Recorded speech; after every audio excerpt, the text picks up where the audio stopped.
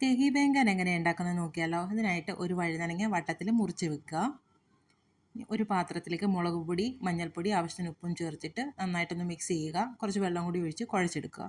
ഇനി ഈ മസാലയിലേക്ക് വഴുതനങ്ങ ഇട്ട് മസാല എല്ലാം ചേർത്ത് പിടിപ്പിക്കാം. ഇനി അടുപ്പത്തൊരു പാത്രം വെച്ച് എണ്ണ ഒഴിച്ച് ഈ മസാല പുരട്ടിയ വഴുതനങ്ങ ഇട്ട് കൊടുക്കാം. ഇനി അതൊന്ന് പാകമായി വരുമ്പോഴത്തേക്ക് ഒരു പാത്രത്തിലേക്ക് മാറ്റി കൊടുക്കാം.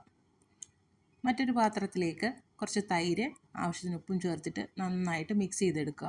ഇനി ഇതിലേക്ക് നമ്മൾ തയ്യാറാക്കി വെച്ചിരിക്കുന്ന വഴുതനങ്ങ ഇട്ട് കൊടുക്കാം. ഒന്ന് ചെറുതായിട്ട് ഇളക്കി കൊടുക്കുക. ഈ സമയം കൊണ്ട് അടപ്പത്ത് ഒരു ചീനിച്ചട്ടി വെച്ച് അതിലേക്ക് എണ്ണ ഒഴിച്ച് കടുക്, ഉലുവ, ജീരകം ഇത്രയും ഇട്ട് അതൊന്ന് പൊട്ടി വരുമ്പോഴത്തേക്ക് മുളക് പൊടി, മഞ്ഞൾപ്പൊടി ചേർത്തിട്ട് ഇളക്കാം.